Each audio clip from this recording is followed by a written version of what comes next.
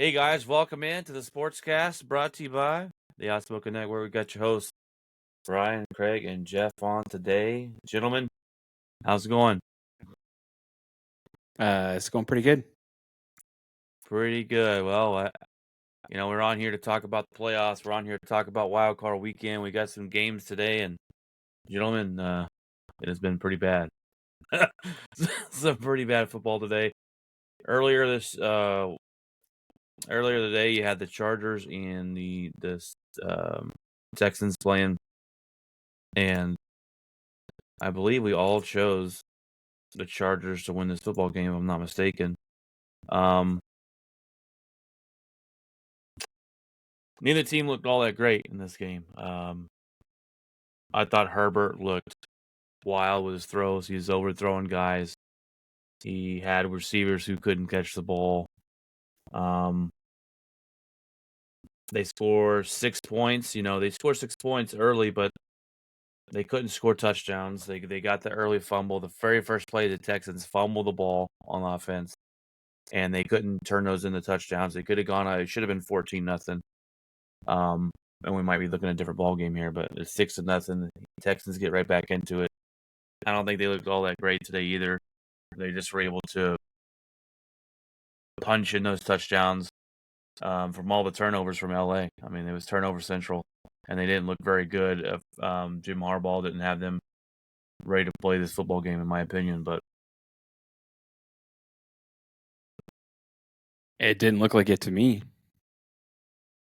I mean, it looked pretty lackluster.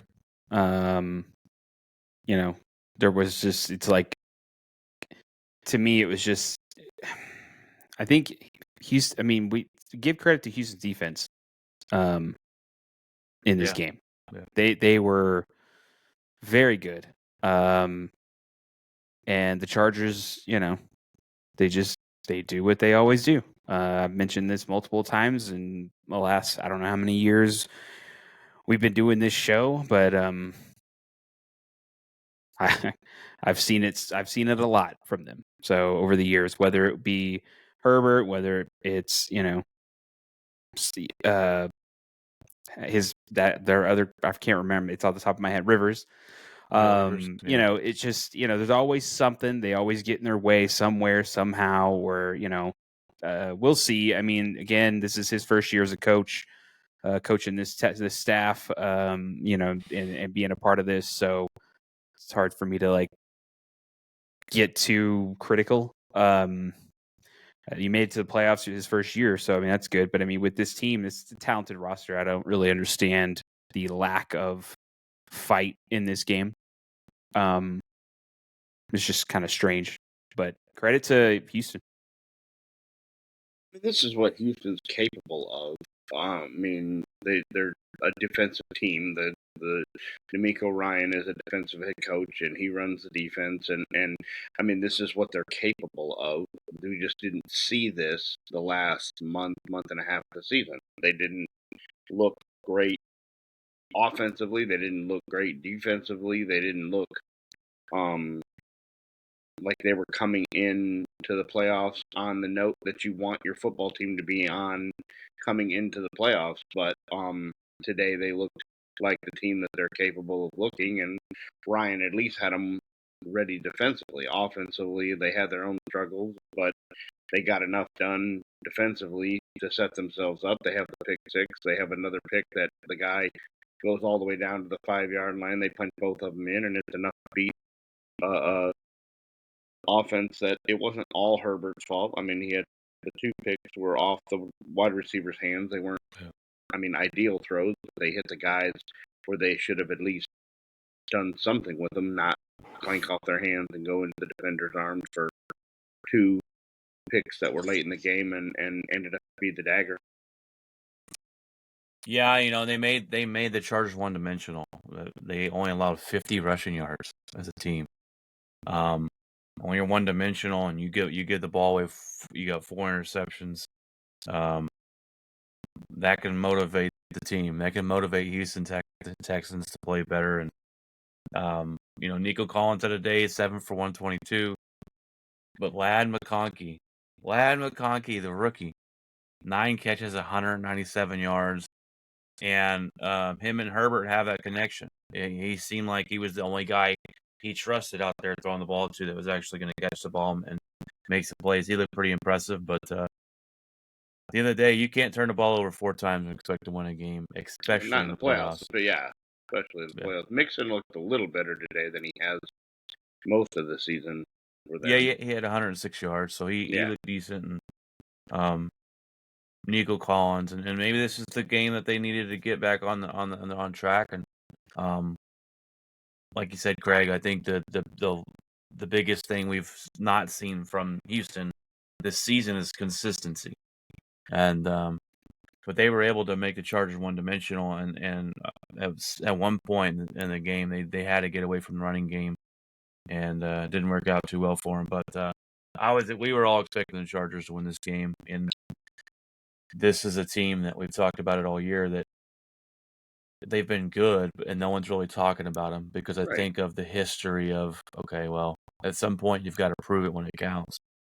And here we are again, putting up 12 points in the playoffs, losing to the Texans. So we'll see. It's still a good season for John Harbaugh, and the head coach. This is his first year making the playoffs with the Chargers. So, well, I mean, you also think about it. I mean, time of possession, that's kind of key as well in this game. I mean, Houston ran the ball pretty effectively. And, you go back and you look at some of these stats here in time of possession, 35 minutes. I mean, pretty big deal. And plus with the defense being able to, this game kind of started out slow.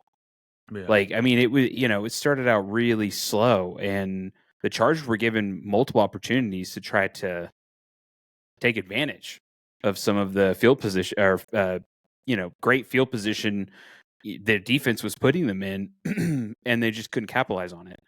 Right. But time of possession, I mean, it's just, you had Joe Mixon, 106 yards, 25 carries. I mean, and that's just him. Stroud also ran as well. So, I mean, and you look at the penalties. Yeah, Texans had 8 for 86, and the Chargers are only 2 for 10.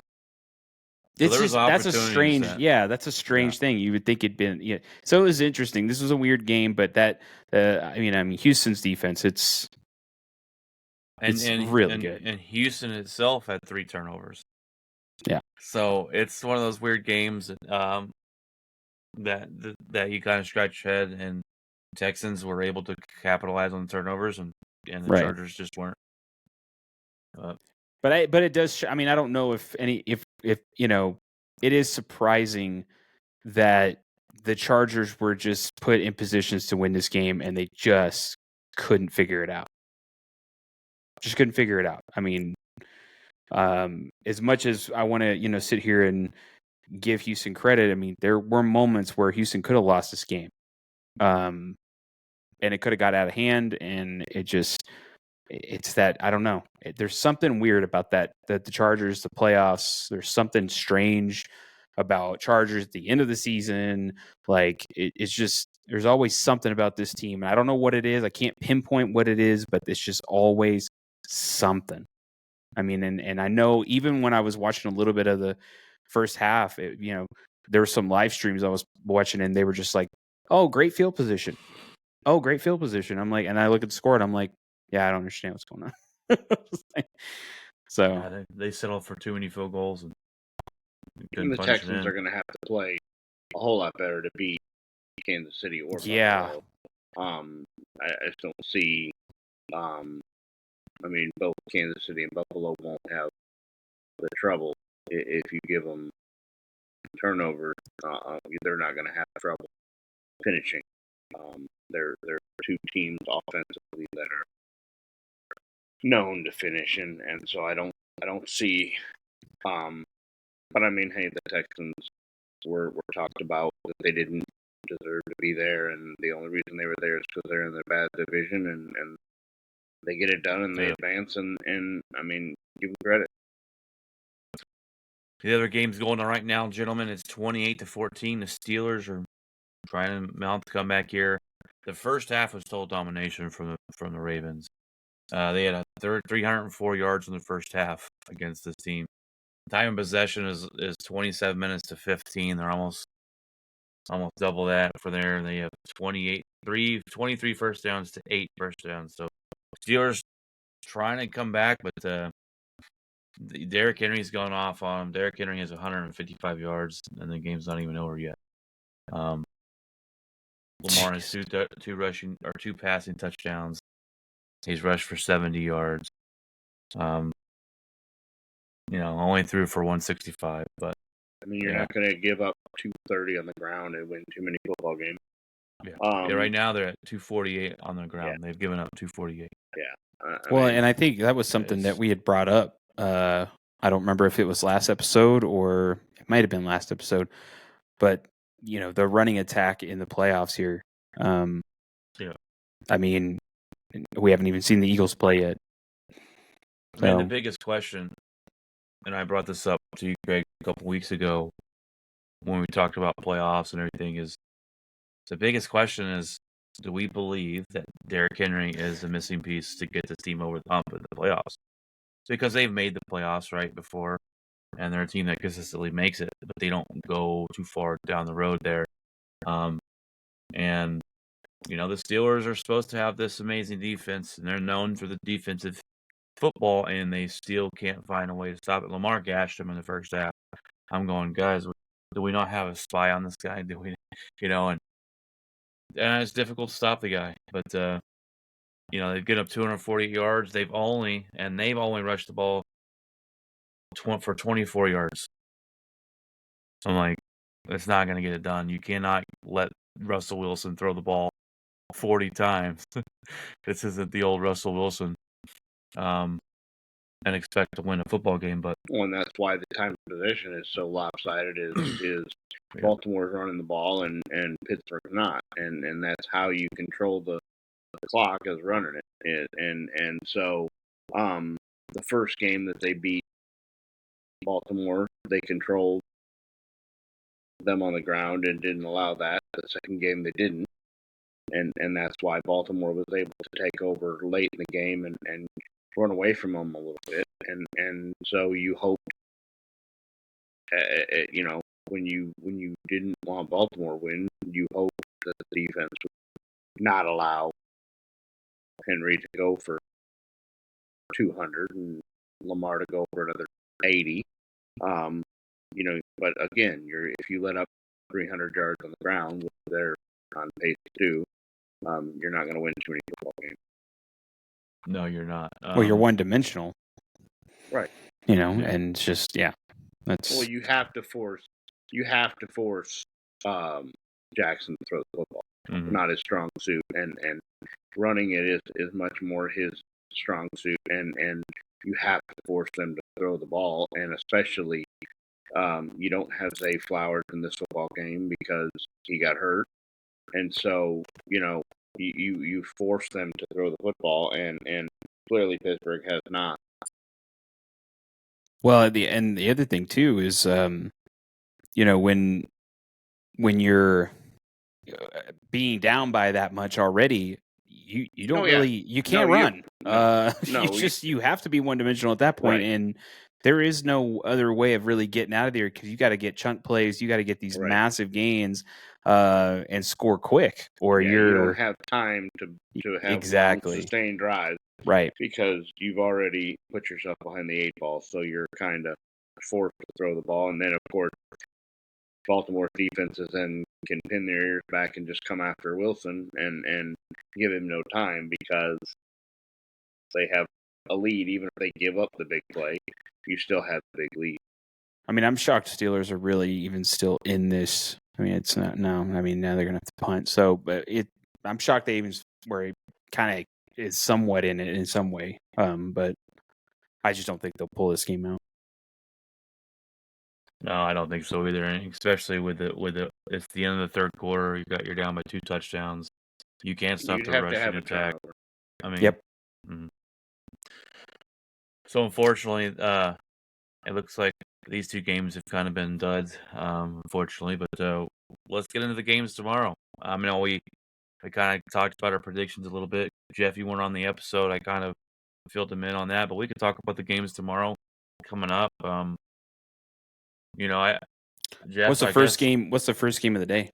First game is the Bills and Broncos at 12 o'clock. Of course, we have the early game. First game. My question to you, Jeff, because I think we all predicted the Bills to win this game. My question to you, Jeff: if Denver Broncos were to win this game, what would be the reason? If the Broncos won this game, it's going to be our defense, I think. If I really, really were to predict that, I think our defense giving trouble to Josh Allen, locking down his receivers. I think this is a defense that at one point we weren't really healthy. You kind of go back and look at those last 4 games, really. We've had some key injuries that were on defense that kind of were, you go back and you look at that ridiculous Browns game. Anytime Jerry Jeudy took off, he went off against a guy that wasn't really even supposed to be out there. With a couple of injuries. So, if you line him up with Pat Surtain, he didn't do crap all game with that guy. So it was just, he lined up against the guy that wasn't really supposed to be in there because of some couple of injuries. So depth was one of the main problems. Like I could see from the defense that kind of bothered me. But now they're all healthy. For the most part, I think if we win, it's definitely going to be that. If we can contain the threat of Josh Allen trying to make these big plays and kind of creating plays, on the run and things like that, these little things that he does, preventing him from running. And I think if we win, that's it. That's the key. It's defense. As much as I love our offense and I like the quarterback and it's fun to watch, our defense is really good. And that's what's going to keep us in a game. That's what's going to keep us keep a game close. And that's what's going to keep a win within reach.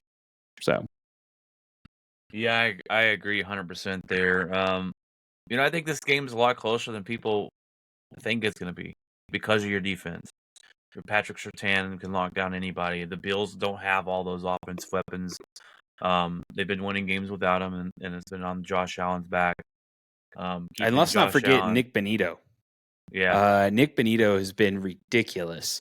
I think I look back and we had, I think, 5 players in the AP Pro All-Pro. 5 or something like that, 5 or 6 or something. It was the most since 1996 by a single team, and I think by the Broncos. So it was like it was incredible. I think 4 of those guys are defenders. Nick Bonito's one of them. Pat Surtain's one of them. And there's some Nick Bonito. I think is as much as I mean, everybody knows Pat Surtain's amazing, but Nick Bonito, that's one right there. People need to pay attention. That guy is amazing. He was kind of overlooked his first year last year as a rookie, but you could tell there were some bits and pieces that he was trying to figure out, and I think this year he figured it out, and he is a pass rushing nightmare for quarterbacks. So, it's funny you mentioned that because I have I've watched I think 2 or 3 Denver Bronco games this year, and I kept telling myself, "Who is this Bonito guy?" Because he's all over the place. Dude, he's really good. He's had a really good year for them. I know ultimately we think Buffalo wins, but I think it's gonna be a closer game than a lot of people think of. Denver's used to the colder weather too, so it's not gonna be that much of a factor. I don't know what the weather's supposed to be like tomorrow in Buffalo, but it should be a pretty good game. Josh Allen's gonna take it on his back, and we'll see. But Bo Nix is fun to watch. I mean, he's not afraid. From what I've seen from him this year, he's confident in the pocket, and he's not afraid to throw the ball. He makes some tight window throws, and I'm going, okay, that was nice. That's a nice throw. So I He think he doesn't finally got a get quarterback. rattled easy. He doesn't Yeah. get rattled easy. I think somebody was they were interviewing I can't remember the big I can't remember the defender for the Raiders. It's on top of my Max head. Crosby. Max Crosby. And they were talking to him, interviewing him about it, and he said, I got in his face and I was talking all this trash, and he just sat there and stared at me.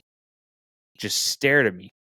Not rattled, didn't care what I said, just kept staring and played. Like nothing rattles him. And that guy he said once he saw that, he was like, man, this guy, he doesn't care what I say. So, it's interesting. I like his poise. And for a rookie quarterback, that is so good to see. To see that kind of poise. So it's exciting. It's fun. It's gonna be a cool game. I just hope it's competitive, and that's all I want. I'm not sitting there saying we're gonna win a game, but I'm just saying I'd love to have a competitive game, and out of that, I couldn't be. I'm not gonna sit there and be mad about a loss if we lose and if it's competitive. So it's a successful season, definitely for the Denver Broncos. But what's the next game, Brian? next game is the Packers at Philadelphia at 3:30. There we go. Now, we said last time that we were going to live react to this game, but we are not going to live react to this game because my wife wants to watch it with me. And so we will live react to tomorrow night's game, the Commanders at Tampa. On the show, we'll have live react to that and watch it together. But so me and Jeff are going to either be in good moods or bad moods when we get on the podcast tomorrow night. The Packers at the Eagles. Let's dive into this one a little bit here. Me and Greg both have the Eagles winning this game. Jeff picked the Packers. And I talked about it last time, Jeff or Craig, that I wanted to give it to the Packers. I want to give it to them. But the Eagles are good. And they beat us in week. The Packers? You did pick the Packers. Oh, okay. I mean, you can change it if you want. It hasn't happened yet, but the first time we played, it was week 1 in Brazil. It was a long, long time ago. Both these teams are two different teams from week 1. Jordan Love's looked better since week 1. The Eagles will look better since week 1. My only saving grace is that Hurts hasn't played in 2 or 3 weeks with a concussion. So I'm hoping he's a little rusty. I think the winner of this game is whoever controls the line of scrimmage. The Eagles are great at getting to the quarterback. They're great at stopping the run. We've got to be able to run the football to win. Our offense runs through Josh Jacobs this season. And their offense runs through Saquon Barkley. We've got to shut down the running back and force Hurts to throw the ball. It's going to be a good game. I think we're going to keep it close. A lot of people are saying that Philadelphia is going to blow us out of the water. I don't think that's going to happen. I think LaFleur will have this team ready to go. But I do have Philly winning this freaking game, and but we'll see. We'll see what happens. I think I picked the Packers mainly because I hope that they have some plays that haven't really been seen this year.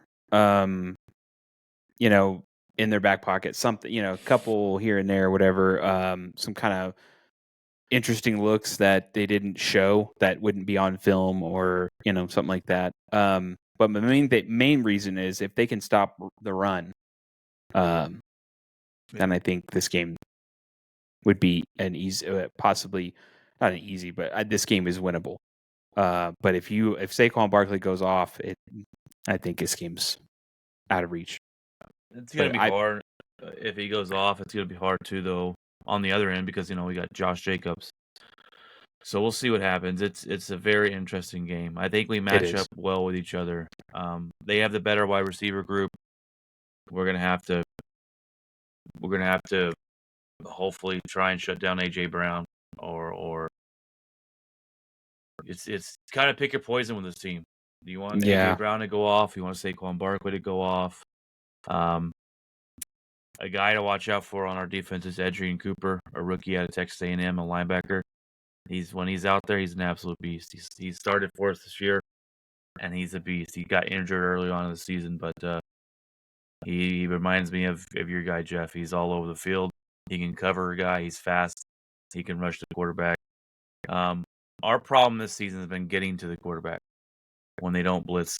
Our defensive philosophy with Hafley has been to rush for and cover with the rest, but we haven't been able to get to the quarterback, so we got to blitz. Right. So, Craig, did you have the Eagles in this? Yeah, I'm sitting here waiting for the other shoe to drop all season long on Philadelphia, right, and waiting for the team to implode, and they just haven't. And I knew Saquon would have a good season because he wanted to prove to the Giants that he still had plenty in the tank, but nobody saw 2,000 yards coming, and it's every time they play these teams that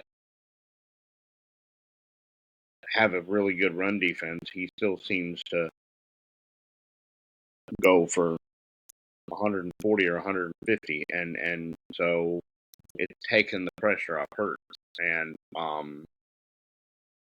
he didn't have a very good game in Brazil. I think part of that was the field surface they were playing on.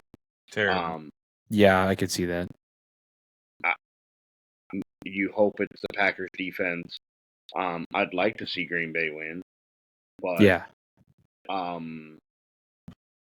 just, from what I've seen from Philadelphia,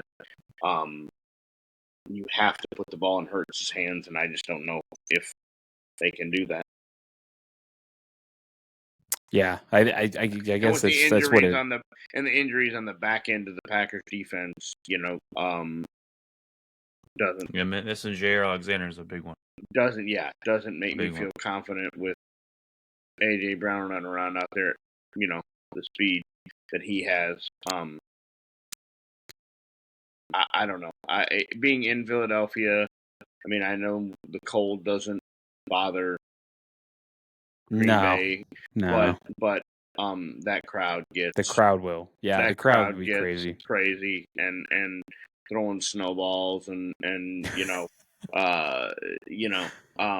I just don't know. I don't know if Green Bay, I don't know. We'll see. Well, and the other thing too is going back to crowd stuff. That's the one thing that I worry about with the Bronco game.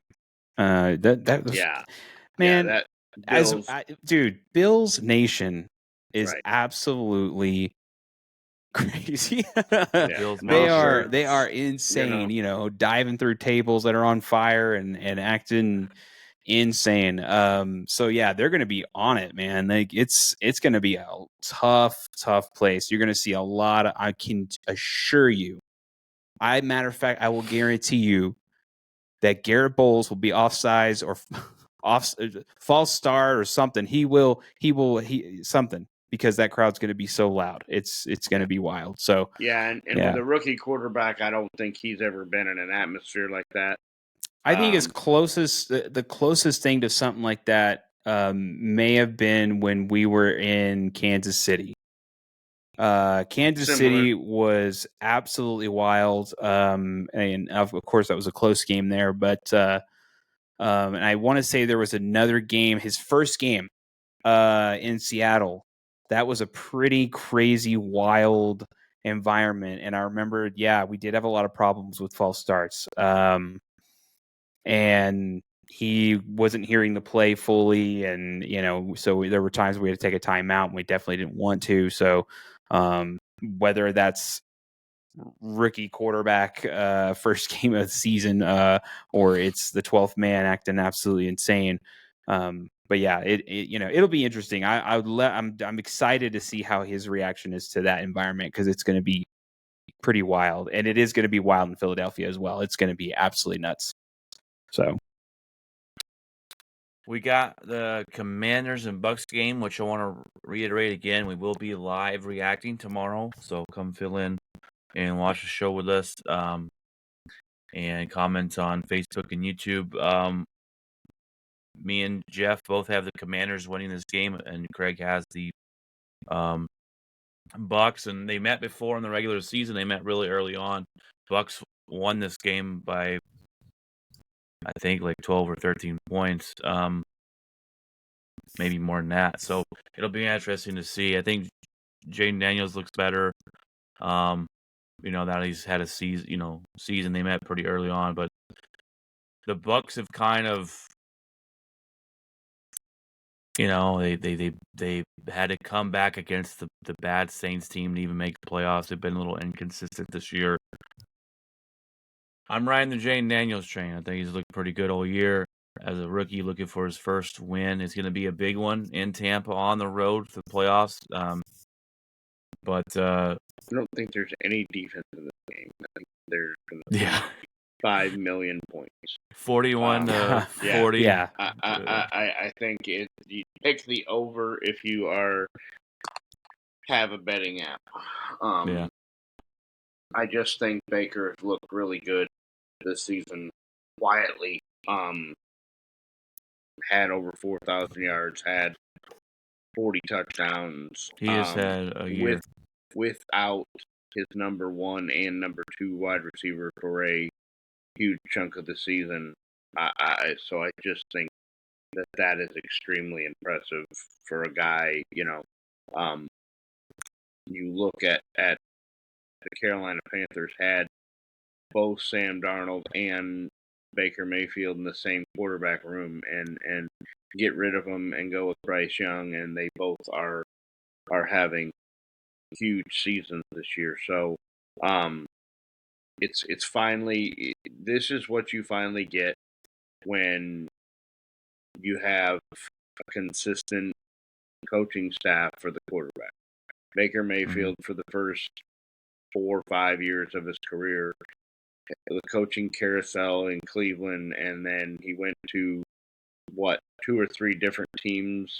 He went to Carolina, and then he went to the Rams, and all in one season. And I'll never forget the Rams game where he just shows up on the night of the game, and gets off the plane and wins a football game and throws for 1 billion yards, and the Rams are just like, who is this guy? This guy just walks in the thing, and he's the greatest teammate ever, and wins a football game. And I didn't ever care for Baker in college. I didn't like the antics. I didn't like the planting flags in the middle of the field and Brock's chopping people on the sidelines, and I loved it. I loved it, man. It was great to watch. Any of that in college, but the guy's just a loose cannon, and you never know what you're going to get from him. And I think tomorrow he goes out and has a pretty good game now that they've got Mike Evans back. I just think the experience of Baker and some of the things that he's gone through kind of gives him the leg up on Jaden Daniels. I think the Redskins are playing with house money. I don't think they were supposed to be expected to 100%. Be good for a year or two, and so if they go in and they beat Tampa, then great.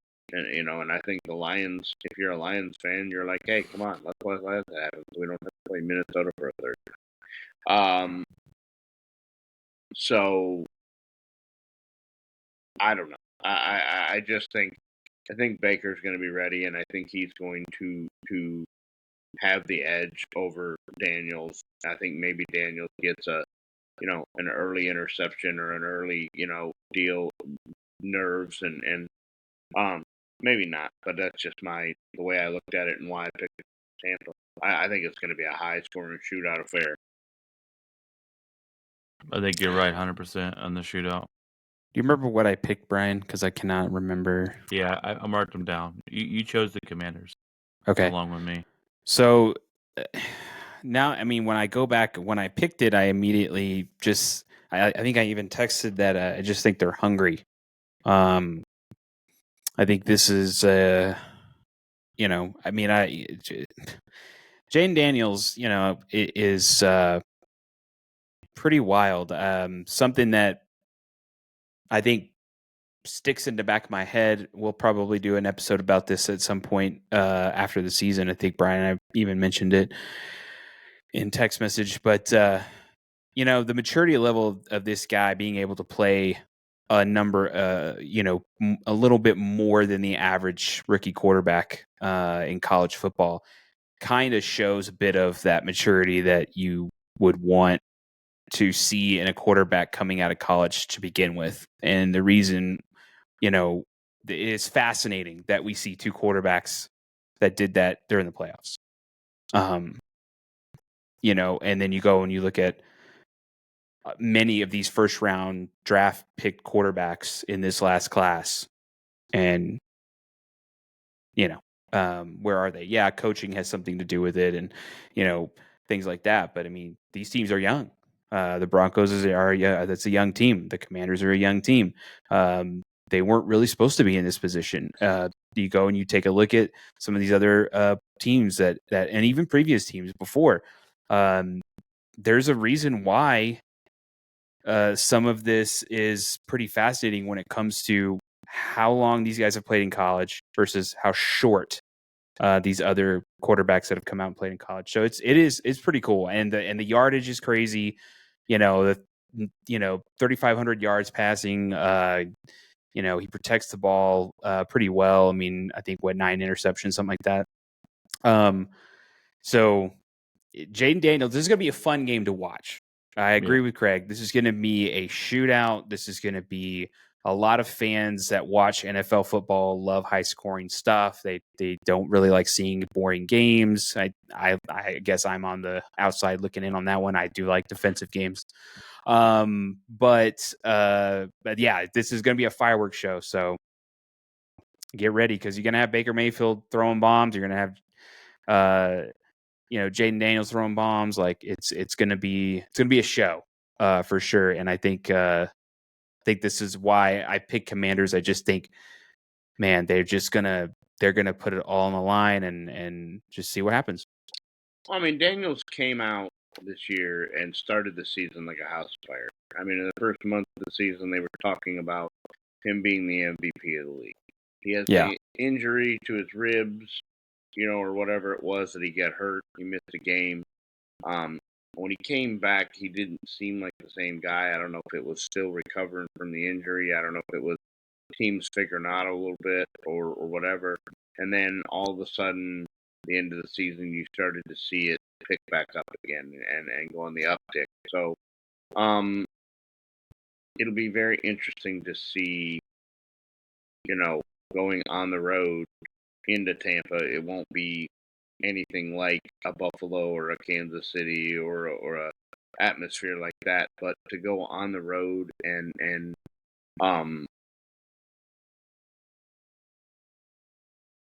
play and see what Dan Quinn has to do defensively, to see if he can put any kind of wrinkle in what Baker has done, seemingly throwing for almost 400 yards a game. It'll be interesting. Yeah, and the, you know, even when you're talking about the last few games, like he kind of just went off, and you know, one of those games was December 22nd against Philadelphia. Yeah, and he did pretty well. I think he only had one. I think was it 2 interceptions, but you know, who knows what caused that. But if you go back and look at highlights, but yeah, I mean, go back and actually look at the numbers and stuff, and it was a high scoring game.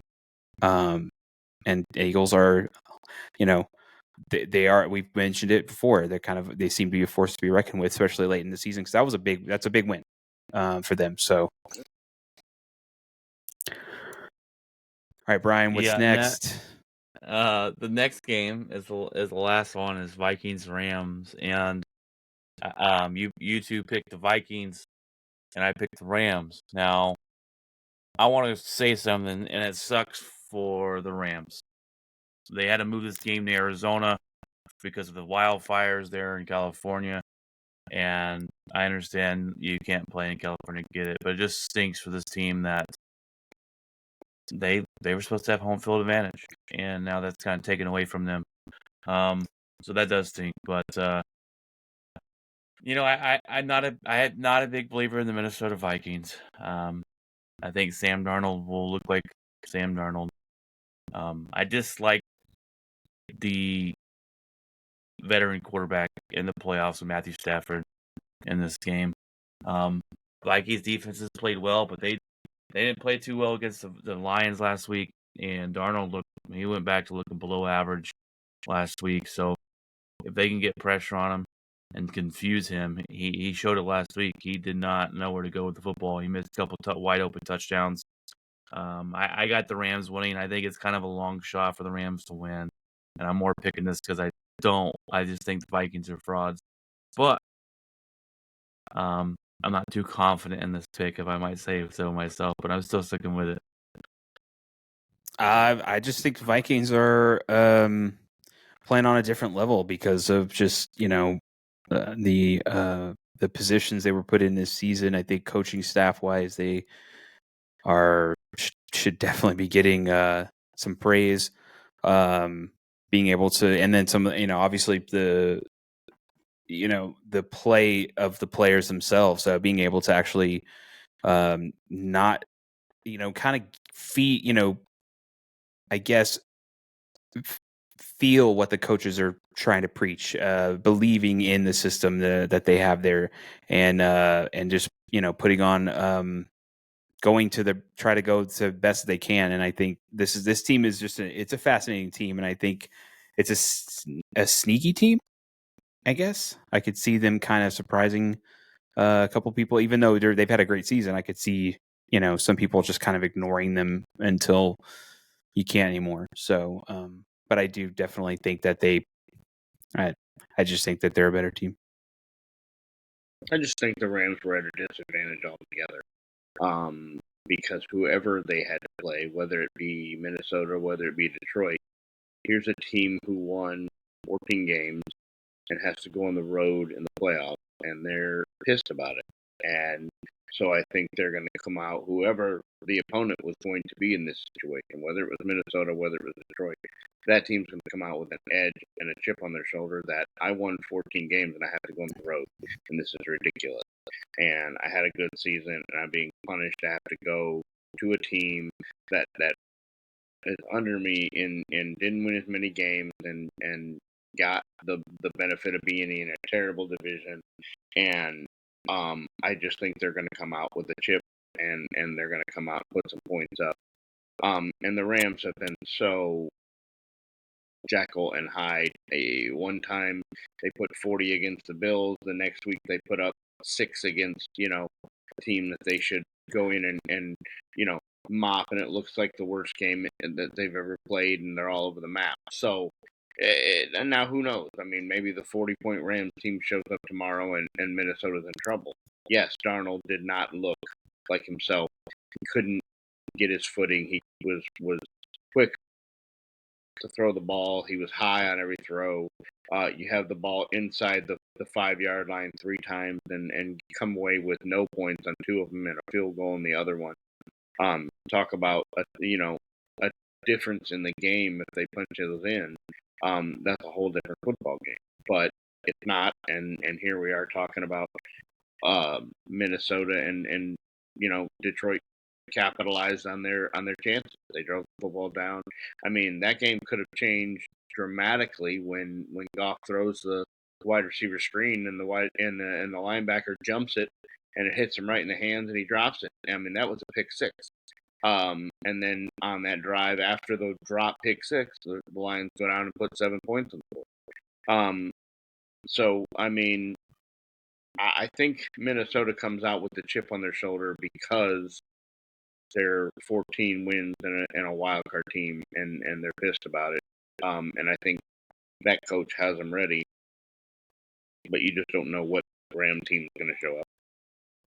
Is it the 40-point offense juggernaut, and that coach has a million things up his sleeve, and Stafford looks like the MVP Super Bowl quarterback that he is, or does he look like he is ready to retire and needs to retire? Yeah, we're gonna see what team shows up, and if it's the one that play Buffalo and they look like that, I think they could go up against any of the NFC teams. Just the inconsistency, but we'll see what happens there. Like I said, not too confident with the Rams pick. I just wanted to be the upset. So we'll see. We'll see how those games play out tomorrow. Hopefully, they're a lot better than these two that played today. Baltimore's about to win 28-14 with a minute 54 seconds left. They've controlled this game. They've dominated the Steelers, and we'll see where the Steelers go from here. At this point, I think that Mike Tomlin's time might be done in Pittsburgh, but maybe I'm wrong. I hope not. I like the guy. Yeah, I don't see how you move on from a guy who has never had a losing season and made a 10-win team out of this team that he had this year. I just think that Russell Wilson's a free agent. Yeah, they're gonna be looking for another quarterback this season, but they've won too many games to actually draft one that's gonna be worth the crap in the draft. Maybe, you never know. It is the draft, but I just think that the fans are getting antsy. I hear it on the radio. The Steelers haven't won a playoff game, and I can't even tell you the last time. I think I heard that they haven't won a playoff game in a long time. So it's been a really long time, and I don't know when that was. If Derpy was on, he could probably tell us. But I think that there's some change in Pittsburgh would do them some good. They don't change it very often, and I like Mike Tomlin, and Mike Tomlin would be picked up tomorrow. Yeah. But sometimes you need to make a change, and I think it's that time. But I think the front office has to look in the mirror because you haven't had a quarterback worth a damn there since Ben Roethlisberger. So have you really set up Mike Tomlin for success? And he keeps winning and having winning seasons if they fall short in the playoffs. And I think that's a lot to do with the ownership and the organization. But at the same time, this team didn't look like they were ready to play football tonight. I mean, they did not want to tackle. They looked lackluster out there. I just think maybe it's which is shocking. Honestly, not a staple of a Mike Tomlin team. No, yeah, that's pretty shocking because I mean, they've always been good on defense. They've always had some kind of edge to them, ruggedness. You just hit you in the mouth kind of style of defensive football, dude. So I mean, it's just shocking to me that they just kind of just let it go away, I guess. Yeah, they talked about it a lot on the Gamecast. Like Kirk Herbstreit was like, "This team looks like there's no effort in it," and it's like they were kind of just ready for the game to be over with and like, let's start this vacation. So I don't know. I could see, and I wouldn't be shocked if they did get rid of Tomlin, but. Yeah, like I said, they don't make changes very often, but I just they better don't know. do it tomorrow and give them a fair shot at some of these other jobs. Don't wait. Well, and that's that's the thing. Like is that giving him the opportunity to do it to go seek wherever he wants, but also maybe Mike Tomlin's done there. I mean, maybe he's just like, I've done this for a long time here. Maybe it's time to, go somewhere else. Yeah. Try something new. I don't know. There's how many coach firings have we seen this week? Quite a bit. I just don't see any of them that are. I don't see a place that Tomlin would be like, I want to go here, and I mean everything. You don't want to go to Chicago, it's a dumpster fire. You don't want to go to the Raiders, it's a dumpster fire. You don't want to go to, I mean, I don't know of a place that is fire their coach that is a Mike Tomlin away, and you kind of tarnish your reputation of winning seasons, you put all that on their line to go take a job of that needs a lot of work. I mean, it's not just going to be I show up and we win 10 games. So that's the thing there. I think you could go to Chicago and turn it around. He's just gotta work with Caleb Williams, and you look at Caleb Williams this year, and his stats aren't actually that terrible. It's just that team, that the offensive line and the coaching and the organization can't get out of their own way. To me, it's a not lot the to willingness overcome, to work with Caleb Williams. It's the willingness of Caleb Williams to work with other coaches. Work ethic is the problem, and I've said that from day one. Is Caleb Williams thinks he just walks in the door and is good at football. He doesn't want to put in the work to be good at football. He's survived on his talent alone for his entire career, and he's too busy painting his fingernail. Eventually, you can't walk into the NFL because these guys are good enough that you need to put in the film study and do the work, and I just don't think Williams is willing to do that. Well, and that's I mean, I guess it's going on a tangent, but I went back and I looked at the draft, and I just kind of watched a couple videos and kind of saw some analysts, just completely bad mouthing Bo Nix. And I was just like, he's horrible. Yeah, why did they pick him at 12? They could have just traded down. He would have fallen maybe even out of the first round. I'm like, hang on a minute.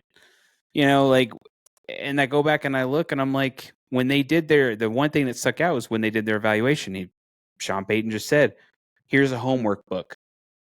We'll see you in the morning.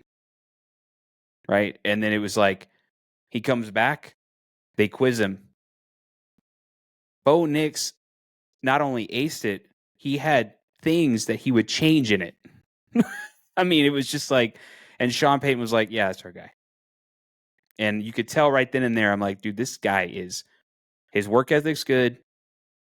He's ready to go now.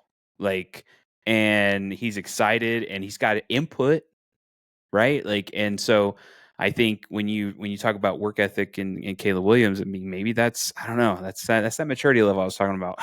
Right. So and that's why I said that if I was in the draft, that Nix would have been he was the best quarterback. I thought he was better than Daniel. I thought he was better than Caleb Williams. I thought he was better than anybody that came out. I thought he was the guy that was going to. I thought him and Drake Maine were probably could go in and didn't have to wait. I don't think Maine got into the right situation. I mean, New England's an absolute dumpster fire right now. They have nobody to throw the ball to, no offense, no defense, no identity.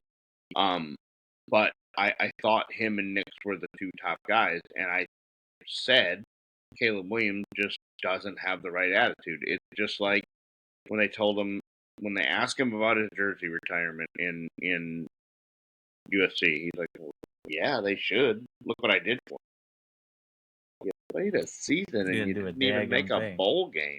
Like, what are you talking about? Like, it's just the sense of entitlement, and I just didn't think it would transfer well to the NFL, and to me, it hasn't. He had his games, he had his bright spots, he had some statistics that are better than I thought they would be. But I just don't think he wants to. Like I said, when you have wide receivers that are running routes and just run off the field and go stand on the sidelines while you're out here running for your life, and when you get sacked, the defensive guy has to be the one to pick you up off the field. That tells me what kind of leader you are. When Jaden Daniels gets hit, who's picking him up? His offensive lineman picking, his running back picking. When Bo Nix gets, takes one in the ear hole, The offensive line is running back there. My bad, dude. I let that guy go. Sorry about that.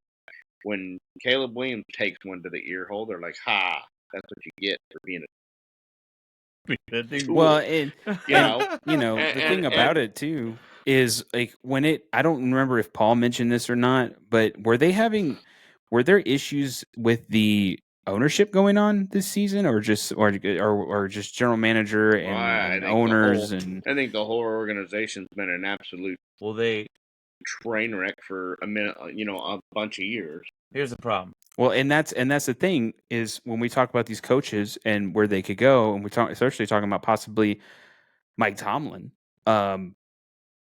It also mean I don't know if anyone's heard Sean Payton talk about it, but one of the reasons he came was because of ownership. Because he got along with it. Same reason nobody wants to go to Dallas. Nobody wants to work under Gary Jones. The owner of Chicago is a 98-year-old lady waiting to die. Okay. Yes, we are live, Patrick. She's and they're literally, I'm not even kidding. She's like 98 years old. They wheel her into the box every game. They just got a new general manager, so he's been calling the shots, trying to turn the team around. They're a long way from there. They made some moves. They've made some veteran moves. DJ Moore's a good wide receiver. They drafted Caleb Williams, which they think is going to be the next thing, but they've got a long way to go. This defense plays well. Defense plays well, but Chicago is far from being the team they thought they were. They started off 4-2. They gave up a Hail Mary to Jane Daniels, and they lost every game since, except when they beat Green Bay, and they just won their Super Bowl, Jeff. Beating Green Bay was their Super Bowl, and they beat our backup quarterback, and they think they're hot stuff. I'm like, you played Malik Willis, our backup, okay? And you like, come on, you won your Super Bowl. Get out of here, this crap. It's funny because they believe that their team is cursed. I guarantee you. Talking to some of their does he still get promotion? Oh, maybe that would be funny. But they believe they're cursed. I mean, and maybe they are, and I think that's the thing. I don't know. When we talk about Tomlin possibly going, I hope he doesn't. I hope he stays there. I hope he finishes career as a coach there. It just is a great fit. I think ownership wise, it's a great fit. I think he enjoys it there. It's just if Mike Tomlin ends up leaving, I think it's because there's some kind of rift there. There's some rift there between him and ownership. Yeah, I just don't see, Patriots, the Bears, and maybe he goes to college. I mean, we are seeing that right now. You had Bill Belichick go to college. You had, Harbaugh. He went back and then he came back. So I mean, maybe that's another thing. No choice but to come back. That's true. Yeah, but still, like he came, and that's the thing is like maybe Tomlin leaves and maybe Tomlin goes to college. I mean, I could see that too. I think he would be a great college head coach. Oh, he would be an awesome college coach, dude. Great. Bill Belichick, I don't think so, but yeah, we'll see how that goes. If he can recruit as well as he did his fiance, especially at North Carolina. Like, yeah. I mean, speaking of college, at least pick, a school that has a football program. Yeah, and their best quarterback just left in the draft. It's like, oh, what? You're not even signed up for Drake May? Right. So anyway. Speaking of college, Brian, are we swinging into is that our segue into? Well, it would be a good segue if we want to. Just kind of a rough. We'll give a rough rundown. Georgia or Ohio State, beats Texas, and the Texans put up a better fight than I thought they would. I thought they were going to get the break speed off of them, but they were able to contain the deep ball and able to make Ohio State drive down the field. You had some questionable play calling by Texas head coach at the end of the game, and Ewers fumbled the ball and on a 4th and 5 or 4th and 3, and Ohio State scoops it up, runs it for a touchdown, basically seals the deal. Ohio State will face Notre Dame and the national championship game. And never in a million years that I thought Notre Dame would be over there on that part of that side of the ball in the national championship game, because they're all hype and haven't seen them win one. So this one should be good. This one's gonna be a defensive slugfest if they can control Ohio State just like Texas did. They control the deep ball and not let their wide receiver Craig, who's their wide receiver? What's his face? Jeremiah Smith. If they can control him, I can run down the field in 3.4 seconds, and I'm faster than anybody in the world. Beast. I would hope we drafted number 1 in a draft. That'd be great. Move up, get him. We need a number 1 wide receiver. Green Bay, go out and make it happen. But I mean, wide receiver wise, they're more talented than I mean the other guy, Mecca Abuke or Abuka. He's good. He's an NFL wide receiver right now. Yeah. Jeremiah Smith, NFL wide receiver right now. And they take him out of the game, and here comes this number 17 and Tate, and he has a performance for the ages. So I don't like Sarkisian going away from what he knows down on the 1-yard line. I understand Ohio State is stingy. I understand that you ran 2 plays with your defensive lineman in there and couldn't get the 1 yard. But you've got a quarterback on the side of the sideline in Arch Manning that is bigger, stronger, and could probably get the yard. I probably go that route than I do run a negative 7-yard sweep and then force, it's 4th down. Everybody in the Jerry world knows we're passing, and we're going to let the best pass rusher, Ohio State, just beat the absolute brakes off that tackle and barely gets touched and sack, fumble, scoop it up, and run 85 yards for a score, and the game's over. I think the play calling was bad, but I think you're right. I think Texas showed up better than I made the jokes earlier in the day that this thing will be over by halftime, and it just wasn't. And so I'll tell you who I've gained a lot of respect for, and this whole college football playoff, and that's Marcus Freeman. He has got these guys playing for each other, and he is very, very well spoken, and he doesn't make it about himself. They tried to make it about him in saying you're the first African American head coach, to make the college football championship, play for national championship, and he's like, yeah, it's not about me. It's about these guys over here on the sideline. The only thing that concerns me with Notre Dame is the most important position on the field. I don't think this kid has what it takes to beat an Ohio State. Every time you interview him, he's like, yeah, I didn't play very well. Matter of fact, I was pretty terrible tonight. But these guys are great. So, in the it's a psychological experiment. In the first playoff game against, that he had 90 yards. That's not going to win against Ohio State. Yeah. I understand they're a very run-heavy team, and they rely on the run.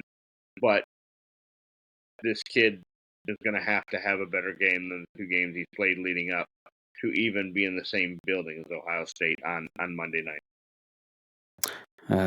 Patrick. And he's to enter the trade portal like I am going to enter the trade portal. I just wanted to put this one out here. I think Courtney, I don't know if she's been on here before. That is, they're the same person. They're not the same person, but Courtney and Patrick are. Courtney had this to say. I'm gonna let Craig say. I mean, I don't know what Craig thinks about that. Well, let's not get into that. We'll be on here another 2 hours. We'll be doing this for another hour. Courtney, we'll talk about that at some point here when the season is kind of over. I'm sure we'll go into it. We'll probably do an entire episode about the Cowboys. So we'll definitely mention that at some point. Real quick, Craig. I think we're on the same boat. Ohio State wins the national championship. I think barring just something that's unforeseen, yes. Like I said, I just don't believe Notre Dame in the quarterback department has enough to keep up with the Ohio State offense. I mean, Notre Dame's defense has been better than I anticipated it would be. Yeah. For both playoff games. Very good. And I think the defense probably keeps them in the game somewhat like Texas did. But I don't know if Notre Dame can run the football like Texas did. I don't think anything. I think the loss to Michigan was the worst thing that could have happened because it set this team into a frenzy and they all went back and looked at themselves in the locker room and went, something needs to be done. And Chip Kelly went, all right, sorry guys, I grabbed the wrong playbook for the Michigan game. Here's the real playbook. And you've seen a different offense that just comes out and stomps on the gas from the word go and has just played a different level of football for the last month. And so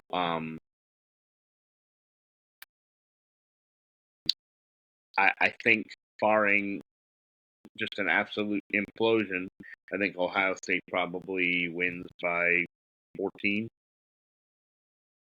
Yeah. We'll get into more of that too. We got till January 20th, I think, until they play. So everybody go watch Rudy. I hate the spirit of Rudy will exist. I hate with Notre Dame. I hate that we have to wait so long. It's one of the weird things about college football. You have to wait almost a month to get the actual game. That's crazy. No, it's only a week. No, 9 days. That's true. Yeah, 9 days. It's still and that before this 12-game playoffs, you used to have to wait. I'm like, why is this taking forever? Yeah, I mean, you have to give them a week to recover from having 44 Brian. train They're wrecks. Not robots. I mean, Come on, I want to watch football. They played last night. I mean, let's get back on the plane, fly to Atlanta, play tomorrow. We'll play a doubleheader today. No, all right, guys. Well, we got plenty of time to talk about college. We got the Wildcard games tomorrow. Come back on here, and we'll live react tomorrow night. To the 900-point. Yeah, Commanders and Buccaneers. Buccaneers game. The fireworks show. ATF Sports. Thanks for reaching out. Come on tomorrow and interact with us live. We'll watch the game live, react to it tomorrow at 7:00. So that should be a good game. Like I said, I'm either going to be in a great mood or a bad mood. I do agree with this 110%. Do you agree with what? But I do agree with this 110%. The playoffs, it said the playoffs work. You have a 5th seed and a 6th seed playing in the championship. Mm-hmm. Yep. This is working out for college. The 12-team playoffs is working out fantastic. Notre Dame got $20 million for being in the college football playoff, and they have to split it with no one because they don't have a conference to split it with. So the other day, while I was sitting here saying that you need to be in a conference to win a conference title, and Notre Dame should have to be forced to be in a conference, there's a reason, number one, why you would not be. $20 million that you can go get you a better quarterback than that guy that they got in there in Riley. And oh, by the way, Carson Beck's going to be in Miami next year because their locker room didn't like his relationship with his girlfriend. That'll be a story for later. Interesting. Well, I think he goes to the NFL if he doesn't get that injury and have to have surgery. So Boy, I don't know. He went and put his name in. He committed to the NFL and then realized I think he didn't get as much interest as he was hoping he was going to get. People didn't call him and set up interviews and everything like that. And then he was like, oh, well, I'll just transfer. And went back into the transfer portal and pulled his name out of the draft. So, I don't know. We'll see. All right, guys. Well, it is that time. We jump off. We'll get into our locker tomorrow, Jeff. We're going to have 3 hours on here to talk about whatever the heck we want to go through the game. We talk about the games that happened before, to Denver. We'll do our locker at halftime. How about Packers. that? There we go. There we go. All right, guys. Well, thanks for jumping on. Thanks for getting in with us, Patrick and ATF Sports and Courtney. We're grateful for you guys coming on here and getting in with the show. Look forward to that more often. And looking forward to these playoff games tomorrow, gentlemen. So, God bless, and remember, keep it outspoken.